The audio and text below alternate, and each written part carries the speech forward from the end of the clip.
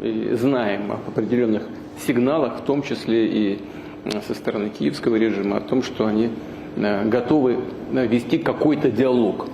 Единственное, что я хочу сказать, мы тоже всегда об этом говорили, мы готовы и хотим завершить этот конфликт мирными средствами на основе тех принципов, которые были изложены мною в июне прошлого года в Министерстве иностранных дел Российской Федерации и при устранении первопричин, которые привели к этому кризису.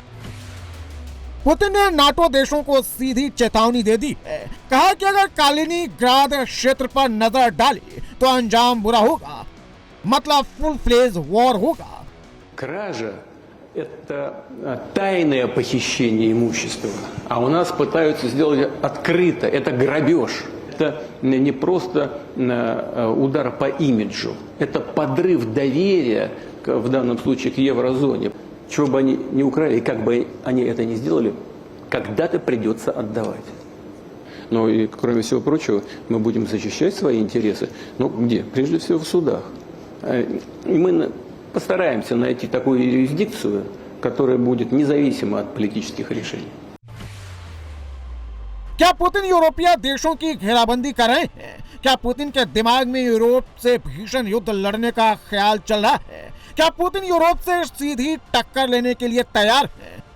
Putin का message Zelensky को भी क्लियर है और यूरोप को भी, जिसका पुतिन ने प्रेस कॉन्फ्रेंस में लुहांस्क, डोनेट्स्क, ज़ैपोरिज़िया और खेर्सोन को रूस में दिखाकर इन सबको इशारा भी दे दिया है।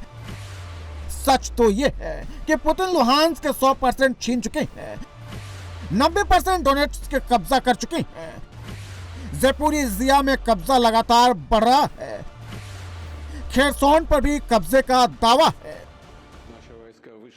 जैसे ही हमारी सेनाओं ने कुर्श क्षेत्र से दुश्मन को खदेड़ दिया, सामरिक पहल पूरी तरह से रूसी सशस्त्र बलों के हाथों में आ गई। इसका क्या अर्थ है? इसका अर्थ है कि हमारी सेनाएं संपर्क रेखा के पार लगातार आगे बढ़ रही हैं। कुछ क्षेत्रों में तेजी गति से तो कुछ में धीमी गति से, लेकिन दुश्मन सभी क्षेत्रों में पीछे हट रहा है।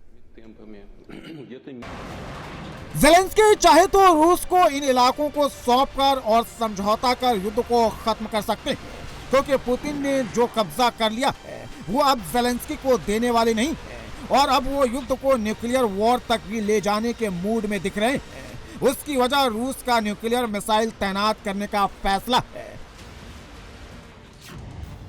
रूस ने अपनी मॉडर्न परमाणु क्षमता वाली बैलिस्टिक मिसाइल ओरेशनिक को बेलारूस में तैनात कर दिया है। मिसाइलों की तादाद कितनी है या उनकी तैनाती कहां-कहां है, उससे जुड़ी जानकारी नहीं दी गई है। लेकिन बेलारूस के राष्ट्रपति अलेक्जेंडर लुकाशेंको ने खुद प्रेस कॉन्फ्रेंस कर यह दावा किया है कि रूस की मिसाइल ओरेशनिक बेलारूस में खड़ी कर दी गई है। ओरेशनिक मिसाइल की रेंज में पोलैंड और जर्मनी समेत कई यूरोपीय देश आ जाएंगे। ज़ेलेंस्की ने अपने यूरोपीय पार्टनर्स को पहले ही आगाह कर दिया था कि रूस ओरेशनिक से यूरोप पर प्रहार करेगा और बेलारूस में इसकी तैनाती इसका सबूत है। Орешника. Завершується переміщення Орешника на територію Білорусі.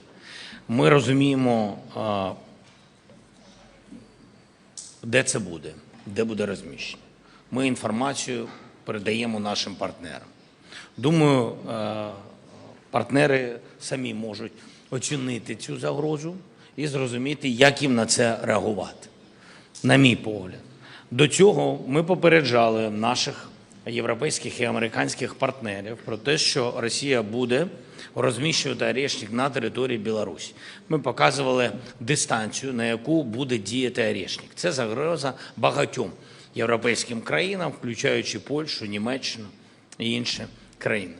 Ми їм це показували. Орешник дронами збити неможливо на сьогодні. Вони використовували Орешник по території України. Ми розуміємо, як з цим боротися. बेलारूस में ओरेशनिक तैनात हो गई है, जिसकी मारक क्षमता को रोक पाना आसान नहीं है। ऐसे में अगर युद्ध और तेज हुआ तो पुतिन न्यूक्लियर वॉर तक भी जा सकते हैं।